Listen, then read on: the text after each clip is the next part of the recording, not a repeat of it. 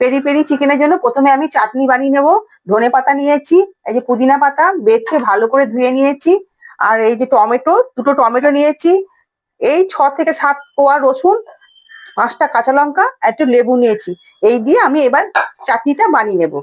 পুদিনা পাতা, ধনে পাতা, লঙ্কা, রসুন, টমেটো সব দিয়ে একসাথে আমি চাটনি বানিয়ে নেব। লেবুর রসটা দিয়ে দিচ্ছি।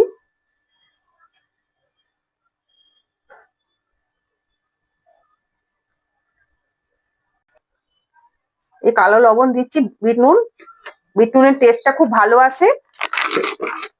এমনি লবণ দিলাম, বিট নুন দিলাম।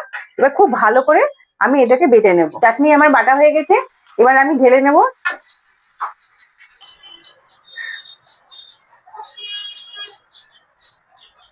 খুব ভালো লাগে খেতে।